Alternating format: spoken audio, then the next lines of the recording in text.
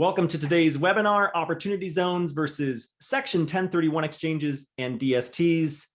I'm Jimmy Atkinson, and I'm joined by Andy Hagans. Opportunity Zones versus 1031 Exchanges and DSTs. Really quick announcement before we get going, just a quick legal disclaimer. This is not meant to be tax advice or investment advice or legal advice. Please consult with an advisor before you make any investment decisions. The agenda for today's presentation, we're going to be going over 3 different types of tax mitigation programs: opportunity zones, Section 1031 exchanges, and Delaware statutory trusts. This is not going to be a really deep dive into any one of these 3. We don't have enough time to do deep dives into any of them. We're going to be touching at a very high level some tax considerations and some strategic concerns, both advantages and limitations of each of these 3 programs.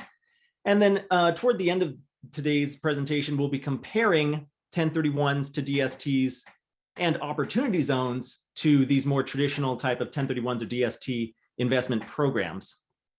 Finally, at the very end of today's presentation, we will have a link to where you can take the quiz if you need CFP CE credit. And we'll also make this slide deck available for download. We'll have instructions on how to download the slide deck at the conclusion of today's presentation. So let's start with an opportunity zone investment. What is an opportunity zone fund? What is an opportunity zone investment? Some quick general background on opportunity zones. They are the result of a tax policy that is trying to tackle income inequality or wealth inequality. Certain communities of our country got left behind after the recovery from the last Great Recession, if you will, of 08 and 09. And this is a tax policy that's designed to spur economic revitalization by way of private capital investments into these economically distressed communities that have been designated as qualified opportunity zones. It's a very new program codified into law via Section 1400Z per the Tax Cuts and Jobs Act that President Trump signed into law at the very end of 2017. So it's only been around for about 4.5 years right now. In July of 2018 is when all of the zones were finalized. We have over 8,700 such census tracts around the country that have been designated as qualified opportunity zones. For the purposes of opportunity zone investing, the investment needs to actually be physically located in one or more of those zones spread all over the country. And unlike a Section 1031 exchange or a Delaware statutory trust, which we'll touch upon a little bit later in the presentation today, opportunity zones are eligible to be invested in either real estate or operating businesses. So there's a little bit more flexibility there with regards to eligibility. So what are the tax benefits of opportunity zones? First of all, with this program, as with the other 2 programs, at the end of the day, it's a capital gain tax benefit. So with opportunity zones specifically now, you need to start by triggering a capital gain. And the capital gain does not have to come from the sale of real estate investment property, as it does with 1031s and DSTs, but it can come from any type of gain. It can certainly come from real estate, but it can also come from sale of private business or stock or bonds or Bitcoin, art, other collectibles. It really doesn't matter. Any type of tax event that triggers a capital gain, any type of sale that triggers a gain can be eligible for deferral by rolling over that gain amount into an opportunity zone fund, so long as the investor does so within a 180-day period. And the 2 main benefits that that investor then gets is, 1, deferral of recognition of that initial gain until the end of 2026. It's essentially roughly 5-year now interest-free loan from Uncle Sam. You don't have to pay taxes on that initial gain until April of 2027. But the big benefit is the second one: 0 capital gains tax liability within that opportunity zone investment, so long as you reach a 10-year holding period. So you roll over your initial gain into an opportunity zone fund, you hold that investment for 10+ years, it grows tax-free, kind of like a super Roth IRA, tax-free appreciation and no taxation after selling, as long as you hold it for 10 years and comply with the various compliance regulations. There are a lot of different types of opportunity zone investments. All opportunity zone investments, in order to be eligible for the tax benefits, need to flow through a new vehicle that is referred to as the Qualified Opportunity Fund. And a Qualified Opportunity Fund can be either a single asset fund or a multi-asset fund. And the fund can acquire multiple real estate properties or multiple operating businesses, or maybe just one real estate property, one specific multifamily building, for instance, or work to fund one particular business startup or a business relocation or a business recapitalization, so long as these investments are within the geographic boundaries of an opportunity zone. And then, in terms of real estate type opportunity zone funds, I've seen a variety of funds, sector-specific funds that target just multifamily all over the country or just multifamily in the Southeast. Sometimes they're sector agnostic, though. So there are opportunity zone funds that have a broad opportunity zone strategy. Maybe the fund operator just likes secondary and tertiary markets in the Sun Belt, but is relatively property type agnostic, might invest in office and hotel and mixed use and multifamily. And then again, you've got geographically concentrated, maybe city concentrated, region concentrated, or sometimes you've got these big national funds that are location agnostic. So lots of different ways you can work with an opportunity zone fund. So I want to turn now to my co-host on today's presentation, Mr. Andy Hagans. He's the other co-founder at AltsDB. Andy, when we're talking about opportunity zone funds, how should an advisor think about opportunity zone funds in terms of portfolio construction for an ultra high net worth or a high net worth client? And what are some of the advantages and limitations of this program? Yeah, good question, Jimmy. And, when we're talking about portfolio construction, it's important to keep in mind that the opportunity zone fund, the QOF, is a wrapper, right? It doesn't really describe a particular type of asset, because that wrapper usually can hold real estate. Sometimes it's holding operating businesses or even operating as a sort of venture capital type fund, but usually it's holding real estate. And so, from a top-down perspective as an advisor, if you're advising an ultra high net worth client, typically we're seeing higher allocations to alternatives and especially real estate in the past 5 or 10 years. That traditional 60-40 might be a 50-30-20 or something like that in today's day and age. And so really, we're usually talking about a wrapper that can be used within that slice of the portfolio that's devoted to alternatives. Now, as far as when to take advantage of it, if I could have a client's allocation be entirely in opportunity zone funds, whatever the allocation to alts is, that would be great from a tax planning perspective, but it's going to be limited by the timing of the client's capital gains, right? So with all of these tax programs, really you can think about using them opportunistically, right? So for instance, if you have a client with that traditional portfolio who wants to, cash in some gains, take some chips off of the table, you could rotate into some QOFs slowly and, regularly, maybe a little bit here and there every year. Or at the other extreme, you might have a client who's, let's say, exiting a business for a $100 million capital gain.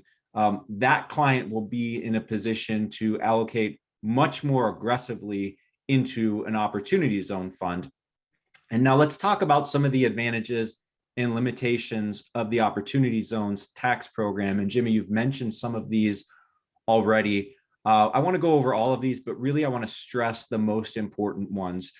So of course we have the capital gain deferral of that initial capital gain, but we also have the future capital gain tax liability elimination, right? And that's the big one. So once I invest my capital gain into the QOF, any subsequent capital gain that occurs within the QOF will come out tax-free after 10 years, at least at the federal level, without owing any capital gains tax liability. And if you think about the types of assets, the types of investments that tend to be inside a QOF, they tend to be weighted very heavily towards capital appreciation anyway, right? Because going back to the original perspective of the program of place-based investment.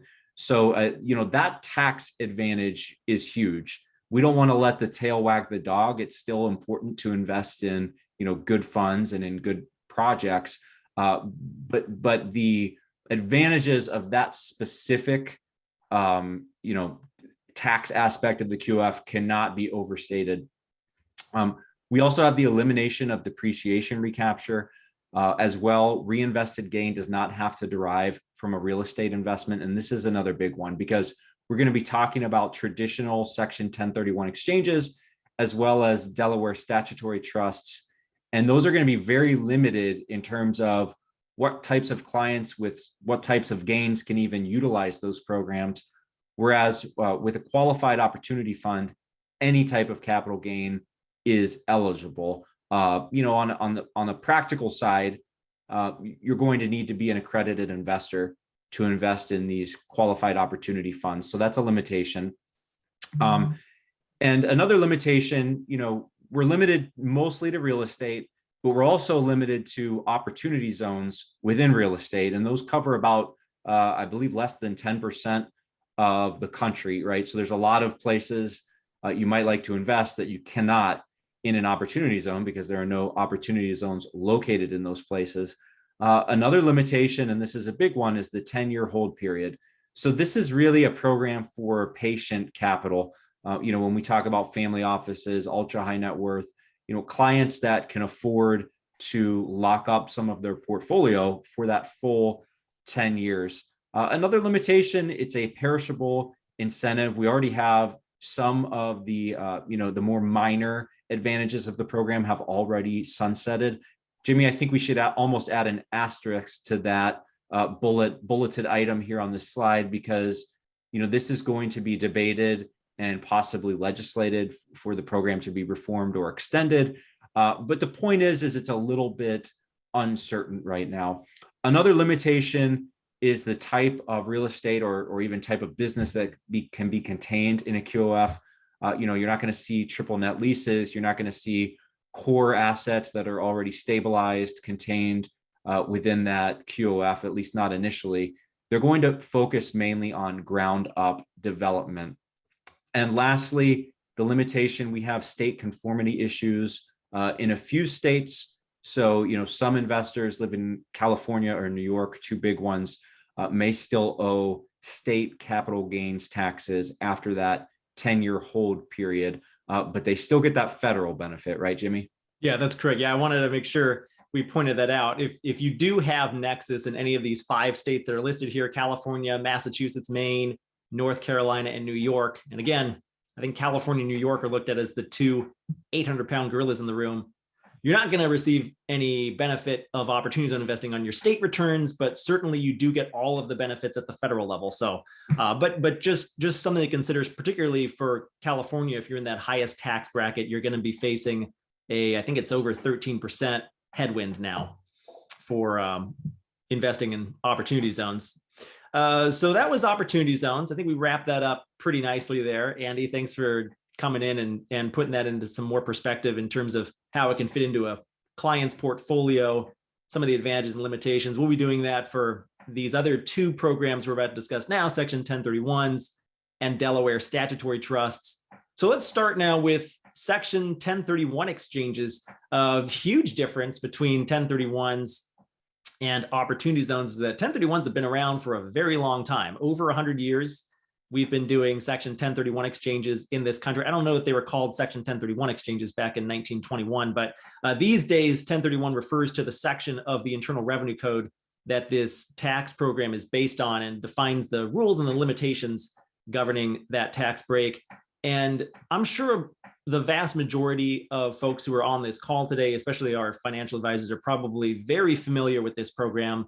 Probably several people on this call have actually done a lot of 1031 exchanges throughout the course of their lifetimes or real estate investment careers. Essentially, it's a swap till you drop tactic, right? There's a lot of similarities between this program and opportunity zones. At the end of the day, it's a capital gains tax mitigation program, just like opportunity zones. But the final benefit is, well, the ongoing benefit is you get to defer capital gains recognition as you exchange out of one real estate investment property into another, and then into another, and into another over the course of your lifetime. And then upon your death, the big benefit that passes through to your heirs is that step up in basis to fair market value, which essentially means that your heirs escape capital gains taxation, similar to opportunity zones where you get to escape capital gains taxation, but you don't have to die with opportunity zones in order to take advantage of that. It's just after a 10-year hold. We're here, the main benefit passes on to your heirs, but it's still a good component for tax planning and estate planning purposes for investors who have heavy exposure to real estate investment property. And then kind of zooming out and looking at, the real estate economy, as it were, the real estate transaction marketplace. This code in the Internal Revenue Code, Section 1031, really helps grease the wheels of that entire real estate economy, really helps facilitate a lot of the transactions that happen within real estate. And I think if we did away with Section 1031 tomorrow, the real estate economy would certainly suffer quite a bit, a lot less transaction volume. I think it'd disrupt a lot of things. I like to point that out. So Andy, turning to you now, and again, this is probably very familiar territory, unlike OZs, for most of the folks on this call today. But where do Section 1031 exchanges fit into the portfolio of an ultra high net worth or a high net worth investor? And what are some of the advantages and some of the limitations of this particular program? Sure. Well, I'll start with the advantages. The major advantage, you can swap till you drop, right? So, clients who own investment real estate and, they can indefinitely chain together 1031 exchanges and avoid paying that capital gains indefinitely. So I think a lot of clients who are very heavily into that, actively owning, actively managing real estate game, they're going to be already using Section 1031 exchanges. Although, Jimmy, I want to point out, we were recently talking with a family office who works with a lot of other family offices and ultra high net worth clients. And he indicated that even among ultra high net worth, a lot of wealth managers, a lot of family offices are not using 1031 exchanges. So even though I know a lot of people listening, certainly to this webinar, are already familiar with this program, I still think it's greatly underused, right? Because that ability to swap from property A to property B and then property B to property C indefinitely all the way until death. And then you get that basis step up to fair market value. So that's very, very strong for estate planning purposes, very advantageous. Another advantage with Section 1031 is the investor control. So as the investor, the replacement property, you will own that outright.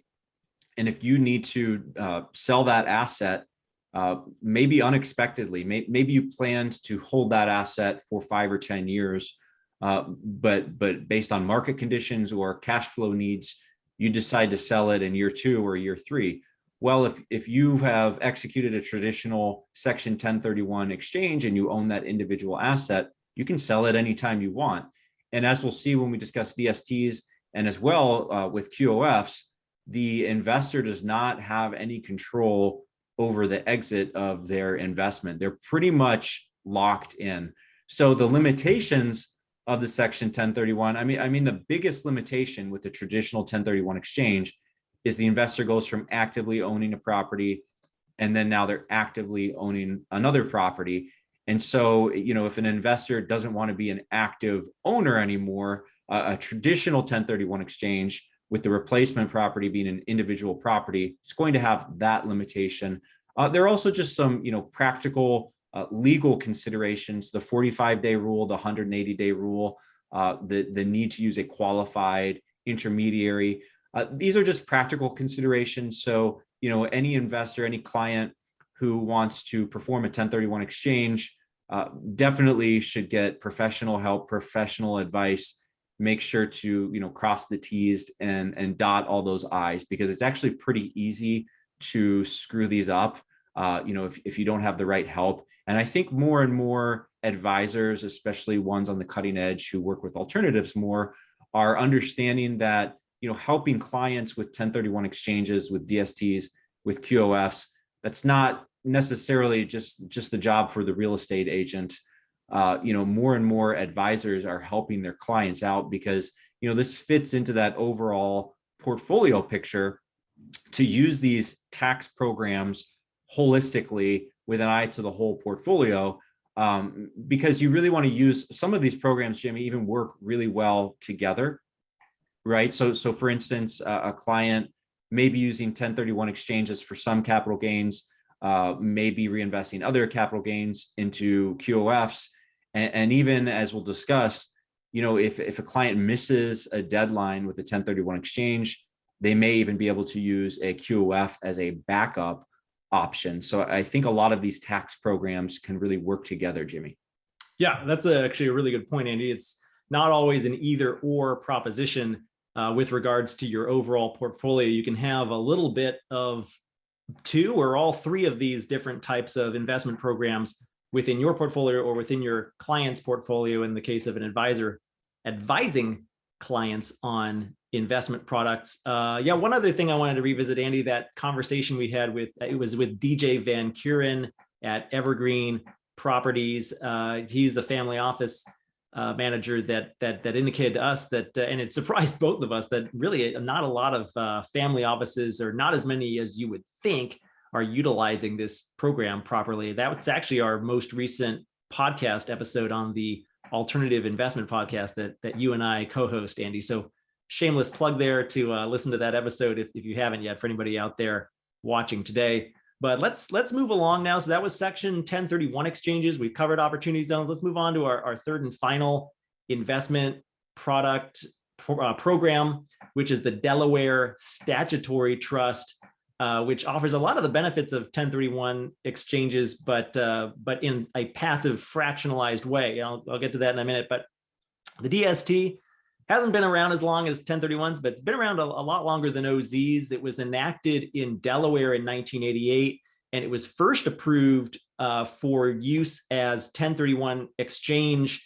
as eligible replacement property for a 1031 exchange by the IRS in 2004 with Revenue Ruling 2004-86. So about, what is that? About 18 years now that this program's been around for real estate investors to exchange into a DST.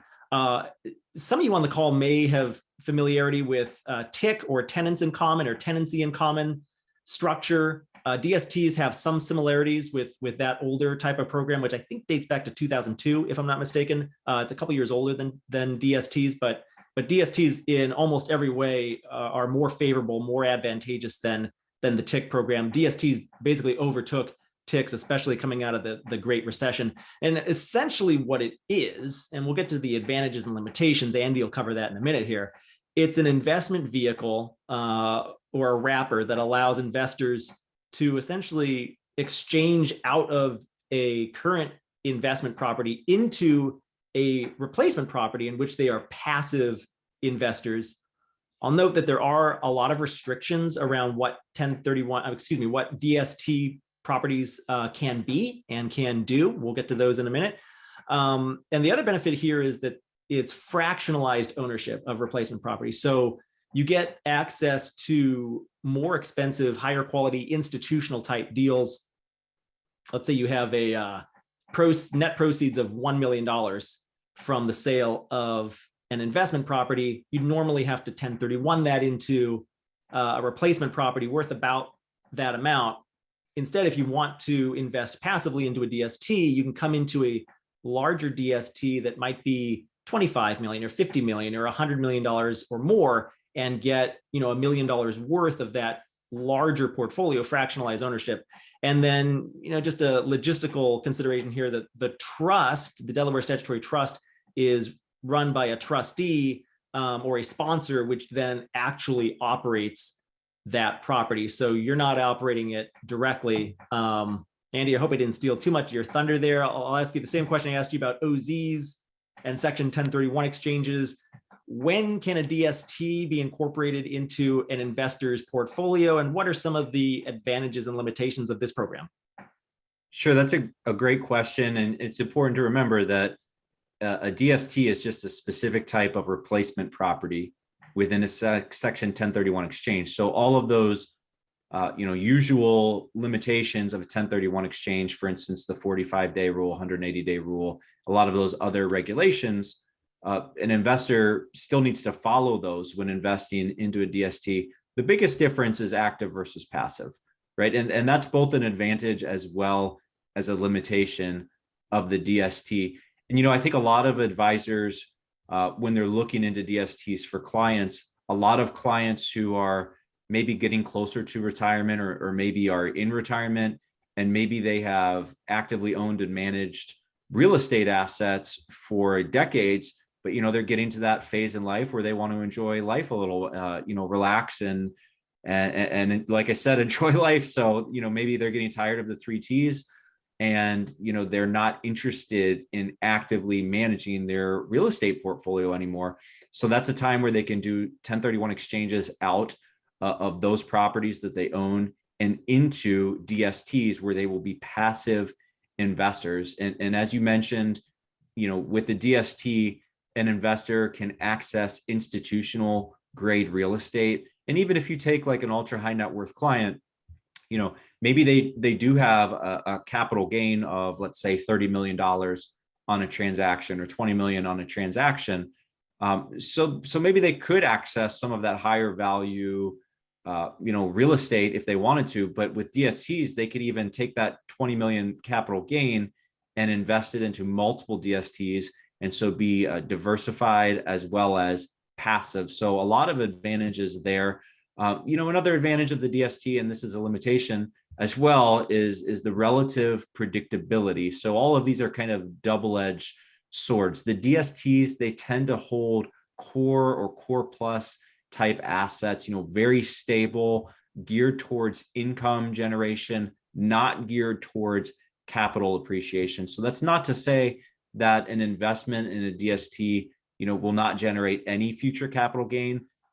But because of the limitations surrounding DSTs, some of which are known colloquially as the 7 deadly sins, and we're going to cover these as well. But because of those limitations, those legal limitations, DSTs are very limited in terms of what kind of real estate assets they can hold, and then also the type of value add that they can do on those assets. And for that reason, again, they're very geared towards stable income generation type assets. So back to who these are appropriate for, a lot of investors who are near retirement, entering retirement, in retirement, an income generating asset sounds great, a passive income generating asset.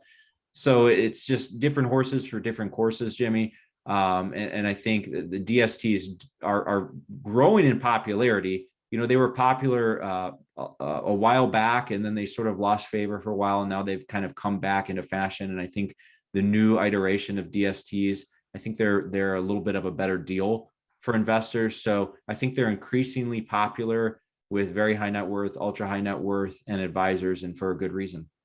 Yeah, great way to defer capital gains and eventually escape that capital gains tax liability, all while being a passive investor, which, as you mentioned, Andy, can be a double-edged sword. Pros and cons to whether or not you want to be passive or active really depends on where you are in your stage of life, where you are in the course of your career. I did want to cover some of the restrictions around DSTs governed by that IRS Revenue Ruling 2004-86. They're known colloquially as the 7 deadly sins, and they really just restrict what things that a trustee can do, and they're really designed to just prevent the misuse of power by trustees and really, regulate what DSTs can do, because DSTs oftentimes do have, multiple investors coming into them, sometimes dozens, if not hundreds, and these rules are designed to protect those investors. I'm not going to read each one of these.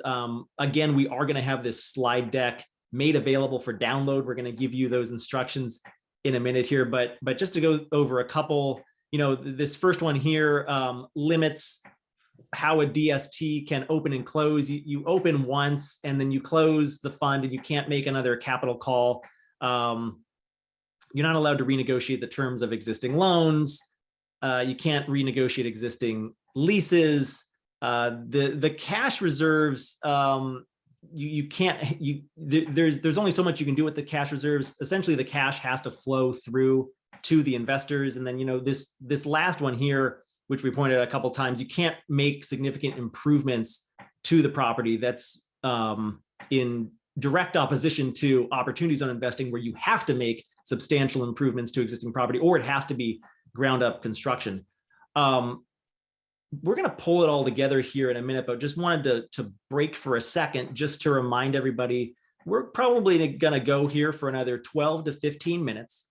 And then we're going to have a live Q&A session to kind of round out the hour. So if you have any questions, please use that Q&A tool in your Zoom toolbar. It should be a little Q&A icon at the bottom of your Zoom app. Submit questions. We'll get to them in about 12 or 15 more minutes here. So again, just to pull it all together, comparing 1031 exchanges to DSTs. Andy, did you want to walk us through some of these major differences between these two types of exchange programs? Yeah, sure. And let's start right away with the qualifying investor. And this is a big one because any investor who owns an investment real estate asset can execute a traditional 1031 exchange. The investor does not need to be accredited. But with a DST, from a practical standpoint, you have to be an accredited investor to invest in a DST. So that's a big difference. Number of investors with a traditional Section 1031 exchange, you're on your own for better or for worse. You have total control. With a DST, theoretically unlimited number of investors. From a practical standpoint, DSTs are often capped at 499 passive investors. Ownership with a traditional 1031 exchange, you own that replacement asset. With a DST, you actually own your shares of the trust, right? So the client will own shares of a trust versus owning that underlying asset. In terms of risk profile or investment strategy, and this is a big one because a traditional 1031 exchange gives you total freedom for any type of replacement property, right? So you could opportunistic, value add, triple net, or core plus, all over the map. Whereas with a DST, because of those 7 deadly sins and some of these legal restrictions on the program, you're pretty much limited to what I would call core plus, stable income generating assets that are probably somewhat limited in that future capital gain arena. In terms of real estate price range with a traditional 1031 exchange, whatever you can afford, right? With your principal, with your capital gain. Whereas with a DST, because you're pooling together your funds with other investors, the investors can access that institutional grade real estate. So that's a pretty big difference. Holding period, again, because your control with the traditional 1031 exchange, the holding period is whatever you want. You have that ability to get liquidity, whatever the market will bear, at least. Whereas with a DST, a typical full cycle for a DST is between 5 and 10 years. So you're basically illiquid during that time period. And, there may be a limited ability for an investor or one of your clients to get some liquidity through some sort of redemption program or something like that. But, there's usually going to be a discount or a penalty. And so that's not really a great option. So I would say if you have a client who's interested in a DST, they should go in knowing and with the ability to be illiquid for that full 5 to 10 year life cycle. And lastly, the restrictions of the 7 deadly sins, those are only pertinent to DSTs. Those don't apply to a traditional Section 1031 exchange.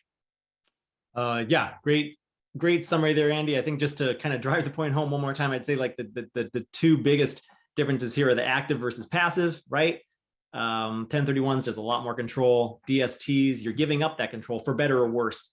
And then the other big difference is the ownership. You want fractionalized ownership in a more institutional quality deal, or do you want to control, smaller type properties, one-to-one? Those are the big differences there in my mind. So now to pull it all together, how do opportunity zones, going back to the very beginning of our presentation, that newer tax program that was first enacted at the end of 2017, how do they compare to 1031s and DSTs? A lot of this is going to be review, but important to drive home these points here. The full tax benefit timeline varies quite a bit between OZs and 1031s. OZs, you get the full tax benefit after achieving a 10-year holding period. You're a taxpayer, you trigger a capital gain, you roll it over and into an opportunity zone fund within 180 days. 10 years later, you dispose of your opportunity zone asset, you've got a big gain. The gain gets written down to zero for tax purposes, and that's it. With 1031s and DSTs, you can continually exchange from one property into a replacement property, into another replacement property, deferring that capital gain all the way down the road until the day that you die, and then the benefits pass on to your heirs only upon death. So that's a big difference there. Triple net leasing, very common strategy with both Section 1031 direct ownership and with Delaware statutory trust investments. The underlying assets within the DST are often structured around triple net leasing. With opportunity zones, and this says not allowed here, this should actually say severely restricted, I guess. There are some ways you can do some triple net leasing within an opportunity zone fund, but it's the way that the IRS regulations are currently written around opportunity zones. Triple net leasing is a big red flag, and you're severely restricted in the amount of triple net leasing that you can do within an opportunity zone fund. It can only be a very small part of the overall underlying assets of such a qualified opportunity fund, essentially, to the point where in practice it's basically not allowed. Investment eligibility, huge difference here. If your client is a real estate investor and only really ever has real estate gains, then I would say either program is an option for your client. Or I should say, actually, if your investor doesn't even necessarily have to be limited to real estate, but if your client has real estate gains that you're considering, either program is an option. If you're looking at gains from non-real estate, if you're looking at gains from the stock market or sale of a privately held business, or maybe low basis, highly appreciated Bitcoin was a very popular type of gain that many advisors and investors had to deal with, or got to deal with, I should say, in 2019 and 2020 and 2021. Those types of gains aren't eligible for 1031s or DSTs, and really opportunity zones are the only way to go here in terms of these three basic programs. That's a huge difference. And then in terms of what you can hold, what types of assets you can hold within each type of program, if you want to continue to do real estate, you can do either one. You can do opportunity zones or 1031s or DSTs. 1031s and DSTs have to be like kind exchanges, real estate into real estate. But opportunity zones, a little more flexibility. The gain can come from anywhere, as I just mentioned, but also the gain doesn't necessarily have to go into a real estate asset. It could be used to invest in operating businesses as well. Now, in practice, most opportunity zone investments that I've seen in my time as founder of Opportunity DB, the vast majority of investments, the vast majority of assets that are being invested in by qualified opportunity funds are real estate, but I have come across a handful of operating business ventures as well that can receive opportunity zone equity. The investment amount, we touched upon this a little bit, but I think it bears repeating. The opportunity zone program, in some ways you could say, is a little bit more flexible in that it allows you to take your principal off of the table. The tax benefit only applies to the gain amount. So let's say you have $1 million of basis in some stock and you sell it for $3 million. So you've got $1 million in basis and a $2 million gain. only the $2 million gain gets rolled over into a qualified opportunity fund. That leaves you with $1 million in principal that you have flexibility with. You can reinvest it elsewhere. You can stuff it in your mattress if you want, or buy a new car, buy a house, whatever. There's a lot more optionality there, although there are no tax benefits that get associated with that $1 million benefit. So that's kind of the drawback there. Whereas with 1031s and DSTs, you need to reinvest the entire net proceeds of the sale of the real estate investment property into the replacement property in order to get the full benefit of either one of those programs. In terms of how you think of where each of these programs fits into your client's portfolio or your portfolio, if you are an ultra high net worth or high net worth investor yourself, opportunity zones, because of the way that the statute is written, because of the way that the regulations are drafted, basically stemming all the way back to the policy intent of the program, we're looking for either new ground up construction or substantial improvement of existing distressed properties. So your focus here, your investment objective when you do an opportunity zone deal or an opportunity zone investment is going to be on capital appreciation. Excuse me. Whereas with Section 1031 exchanges, it's really more of a choose your own adventure. It can vary widely. You can go into a core or a core plus stable replacement property deal, or you can go into something that might be a little bit dilapidated and needs some substantial improvement. And then when we're talking about a DST investment specifically in this right column, you're really only limited to that other end of the spectrum. Compared to opportunity zones, you're limited to core and core plus stabilized assets. Timeline for investment, they both have a 180-day rule. At the end of the day, you have 180 days from the date of sale. Typically, there are some exceptions there that we don't have time to get into, from the date of sale in order to then roll over into either one of these types of programs. The difference, though, is that DSTs and 1031s have a 45-day identification period where you have 45 days to identify up to 3 replacement properties. Oftentimes you blow through that 45-day window and you're kind of out of luck with regards to doing a Section 1031 exchange. Opportunity zones can be a good fallback there. You'd still have a gain that you triggered in theory, right? And then you would have 135 days left in order to possibly do a qualified opportunity fund investment. Ease of investment, opportunity zone funds self-certify with the IRS. So if you want to run your own fund, you can certainly do so. It's a little bit of legwork in terms of some regulatory compliance hurdles you have to clear every year, but there's no red tape really to cut, no bureaucracy you have to go through in order to get approval. You just do it and self-certify with the IRS every year. If you want to run your own fund. If you want to just come into another fund as a limited partner, all you do is just write someone a check and move along. You have to file one more tax form every year with your tax return while you hold the qualified opportunity fund as a limited partner investor, but that's about it. Whereas with 1031s and DSTs, you have to work through a qualified intermediary in order to run your existing property into a replacement property to properly do the exchange. And then investor or advisor knowledge of the program is somewhat limited with opportunity zones. Hopefully today's presentation helps shed a little bit more light on opportunity zones for everyone. But 1031s and DSTs, I think there's a rather healthy knowledge of the program. So there's just going to be a lot more investors, particularly if they have expertise with real estate. They're just going to have a lot more familiarity or muscle memory, I like to say sometimes, with regards to Section 1031. Opportunity zones are still the new kid on the block.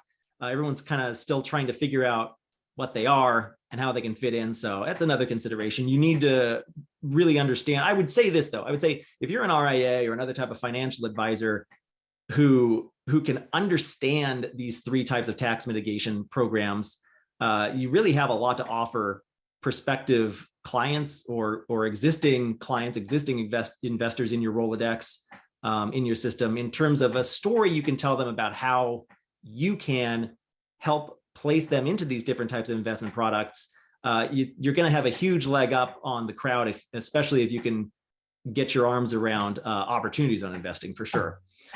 So some other considerations here really quickly before we move into our Q&A period, just got a couple minutes left. I already mentioned bullet point number 1, OZs can sometimes be used as a fallback for a failed 1031 if you blow through that 45-day rule. And then these last 2 considerations, I guess, keep in mind that with these tax policy programs, and not just these, but really any type of tax policy program, you're relying on the whims of the federal government. What's the balance of power in Congress? What are their objectives? Who's in the White House also? So, one thing that was kind of in jeopardy for a while when President Biden first took office a year and a half ago was his Section 1014 potentially in jeopardy. That is the part of the Internal Revenue Code that regulates stepped up basis upon inheritance. That would have really screwed up a lot of people's 1031 exchange strategies. Now, the administration and Congress has since backed off of that, but could a future presidential administration or a future session of Congress 5, 10, 20, 40 years from now potentially do some damage to that part of the code and potentially unwind a lot of these Section 1031 exchanges? Just something to consider. And then the second thing, and Andy touched upon this a few minutes ago, are OZs here to stay. Currently, OZs are a perishable incentive. Certainly, you can invest in qualified opportunity funds now and defer taxation and escape capital gains liability 10 years later. That program's still around through the end of 2026. People are still going to be making investments in them through most of 2027. But are they going to get extended? Are they here to stay? Just another consideration. There is some legislation out there that would extend the program by an additional 2 years. Maybe that gets passed. Maybe it is the first step in regularly renewing OZs every year. Just something to keep an eye on, something to consider. So wanted to take a moment to thank everyone for attending today's presentation. We're going to get to the Q&A in just a moment here, but just wanted to point out some free resources that we have available to all of our viewers here today, whether you're watching us live right now or if you're watching us on the recording at a later date. You can download this presentation deck, and we also have a bonus guide, our free investors guide to alternative investments, available at the URL on your screen, altsdb.com/advisors. Again, that's altsdb.com/advisors. We also have a QR code on the screen right now. If you scan that with your phone, unless you're watching on your phone, that might be tough. But if you're watching it on a computer screen, you can scan that and it'll take you to that same URL. And also the quiz for CFP-CE credit is also available on that website URL as well. Andy, any last thoughts from you, or are we ready to move into our Q&A session here? Well, just one more plug, because I know we have about 8 minutes to go, and I saw we got several questions, and we probably won't be able to answer them all in depth. But I did want to plug our podcast, because we have scheduled several guests over the next 6 weeks discussing both DSTs as well as qualified opportunity funds in a lot of depth. So there's going to be a lot of good, meaty information on our podcast in the next 6 weeks. So any advisors listening who would like to subscribe, you can just open up your podcast listening app. It's called the Alternative Investment Podcast. And we are also available on YouTube. If you just go to youtube.com and type in AltsDB, will pop up there. So had to get that plug in, Jimmy, but I saw we have a few questions. So maybe we could at least briefly hit on some of those before we call it a wrap. Yeah, sure, Andy. So first question here, and it looks like you already tagged this one as one you want to answer. How do fees compare between opportunity zones and DSTs? Yeah, I need to give this answer a bit of an asterisk, because it really depends on the fund, right? It depends on the individual QOF. It depends on that individual DST, because the different fees for each fund, there are a lot of similarities, but they can actually be pretty different. And certain fees that exist with one fund or one trust may not even exist with another. So sometimes it can be hard to do an apples to apples comparison. That being said, I wanted to point just a few things out. Number one, DSTs are often sold through broker dealers, right? And so whether you're an advisor or an accredited investor, looking into purchasing a DST, that's just a cost to be aware of. Whereas with QOFs, some QOFs are sold through broker dealers, but a lot of them are registered as 506Cs, and so they're sold directly to retail investors, can invest in them sort of outside that broker dealer network. One other consideration that I think is pretty important. So for QOFs are mainly investing in ground up development, and in their fee structure, both of these are going to have upfront costs, they're going to have ongoing management fees, and then they're going to have disposition or closing costs, at the back end. But the fee structure of QOF will often have that waterfall, and QOF investments are often weighted heavily towards future capital gains. So I would encourage RIAs and wealth managers to really look into the waterfall, as well as that preferred return, and kind of decide risk reward with a particular QOF if it's worth it. But honestly, outside of some of that generalized advice, there's really no quick answer to this. For each product, you have to look at the PPM, and you have to look at those individual fee structures because they do vary from product to product. Oh yeah, great thoughts there, Andy. One other thing I might note is that because opportunity zones typically will invest in ground up construction, oftentimes you'll have some construction management fee for the first couple of years of an OZ investment. So look into that. Sometimes it's wrapped up into the asset management fee, but I would just ask the fund operator, the syndicator of whichever OZ deal you're looking at, that question: what about construction? Who pays for those types of management fees there, where you won't get that at all in a DST because you can't do a ground up in a DST. Andy, it looked like another one here was tagged for you also. This question comes in from Ben. He asks, can you 1031 out of a DST? It's a great question. Short answer, yes. Yes, you can. Yeah, a DST it's just a replacement property in terms of a 1031. So you can maintain that swap till you drop strategy 1031 in and out of DSTs. Right on, Andy. And then let's see, Sean asks, for 1031, number of investors is 1. Please explain. Thanks, he says. And I think I'm just going to kind of roll back through to this slide here, Andy. We're talking about this line right here, number of investors on a 1031 exchange.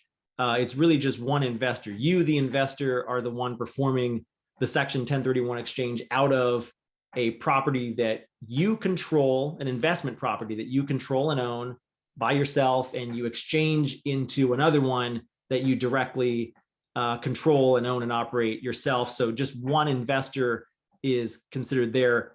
Whereas with a DST investment, you're investing the proceeds of the sale of one property that you have sold and owned and controlled on your own into what's essentially a fund, a pooled trust of dozens, if not several hundred different investors. So I think that was the distinction there. Andy, I don't know if you had anything else to add, but hopefully that answers that question we got from Sean there.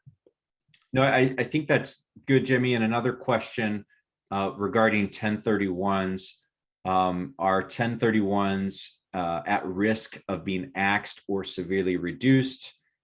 This questioner, mentions that they remember that being discussed as part of the Build Back Better program. And I do think it's worth addressing this, especially, Jimmy, because we mentioned that, qualified opportunity zones are subject to some political risk. And I think that is also true of Section 1031 exchanges, and therefore also Delaware statutory trusts. I mean, I would say this about 1031 exchanges. I very much doubt that tax program will get axed. It has been around for a very, very long time. And, if it went away, that would be a severe blow to the, entire real estate industry, which is a huge industry. I mean, think about like where we are right now in last day of June in 2022, where we've seen, volume, real estate sales activity has basically fallen off a cliff. Now imagine if 1031 exchanges were suddenly taken away, and how much worse that would make the transaction activity, especially in a rising interest rate environment. I do not see it going away. I mean, it could be a political punching bag. I do think that there's a risk that at some point legislators might nibble around the edges, might do some sort of minor reform. But, you know, speaking personally, just personal opinion with all of my disclaimers that this is just a personal opinion, I don't see it being severely curtailed. You know, that being said, you know, if you're ever worried about that and you're sitting on a property with a massive capital gain, I guess it's a good time to 1031 out of it, possibly. So you could always factor that into your timing. I mean, I think a lot of people will also factor that timing into qualified opportunity funds if they believe that that program is actually going to be sunsetted when it's due to be sunsetted. You may see a flurry of activity right before that deadline. But what do you think, Jimmy? What's your personal take on that question? Well, it was scary about what, a year and a half ago, when there were a lot of rumors floating around about a potential Build Back Better plan, severely curtailing that main benefit, that step up to fair market value upon death. I think, if I recall correctly, they were going to potentially limit that to $500,000, which could do which could result in a huge tax bill for a lot of people upon death for their heirs. Thankfully, that didn't go through. It doesn't look like it's going to go through, but I don't know. It's really hard to predict the future, Andy. I kind of think you're right, though. It seems like it'd be politically unfeasible to try to push something through like that would severely curtail it. But anyways, let's move along to a couple more questions here. I think we've kind of spoken our piece on that. Jeffrey asks a relatively simple question here. I might get these next two or three here, Andy, if you don't mind, but feel free to chime in. Jeffrey asks, can cash that is not capital gains still be invested in a qualified opportunity zone fund? And will that cash receive the 10-year plus tax benefit if invested properly in a qualifying project? So a two-part question.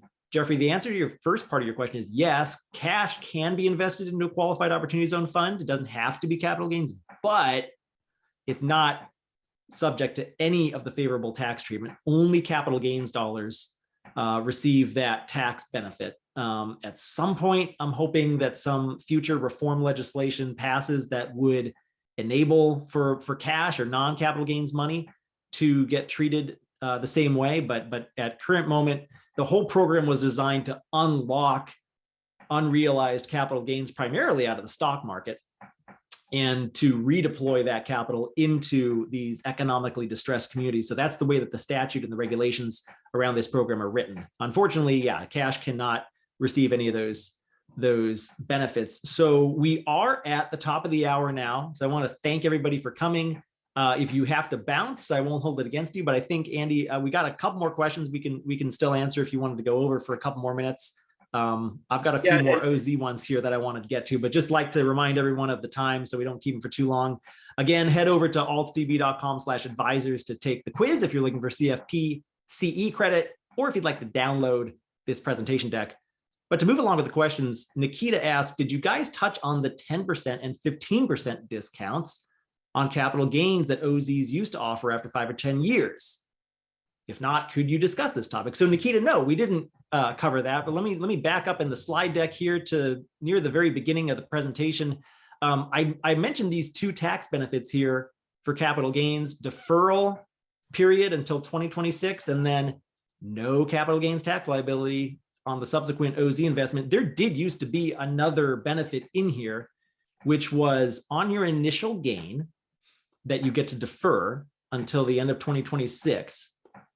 If you achieved a 5-year holding period prior to this special date that is written directly into the statute, December 31, 2026, if you achieved a 5-year holding period prior to that date, you got to reduce the amount of gain that you recognized on this date by 10%.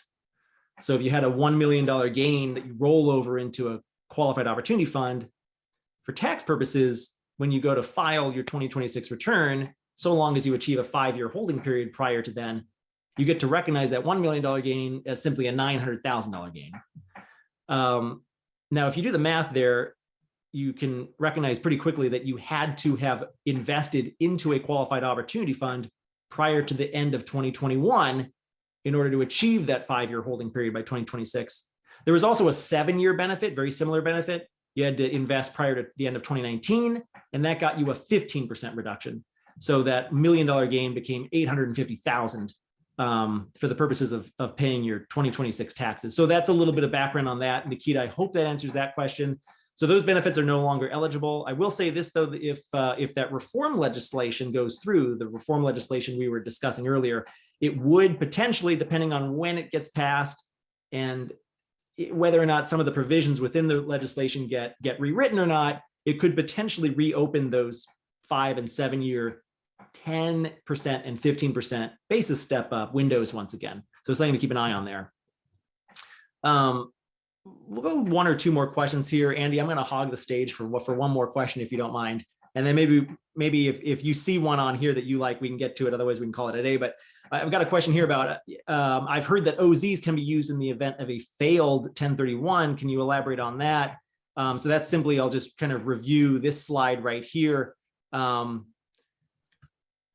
it goes back to that 45-day rule failure. So OZs don't have a 45-day identification period, whereas 1031s do. So if you fail that 45-day period, if you do not properly identify replacement properties within that first 45 days, your 1031 is blown, but you still have a gain and you still have 180 minus 45 equals 135 days left to do an opportunity zone investment. So I hope that answers that question. Andy, did we have any other questions on here you'd like to address, or we're a few, I think we're almost 5 minutes over now, so maybe we can call it up to you.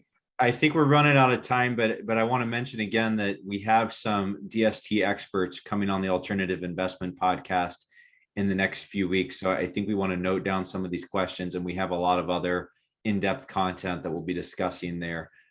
So I welcome anyone listening to subscribe to that. And we also have a free guide to DSTs on our website. If you go to altsdb.com and scroll down to our footer, the bottom of the page, where you can download those guides. And I think a lot of the questions will be answered there. Awesome. Well, Andy, thank you again for joining me today. And a huge thank you to all of our listeners and viewers out there today. Thank you for participating and thank you for viewing. We'll get the recording out later tonight or tomorrow to everybody who signed up. So thanks again. Take care. Have a great rest of the day. Have a great weekend, and happy 4th of July to everybody else out there as well. Thank you.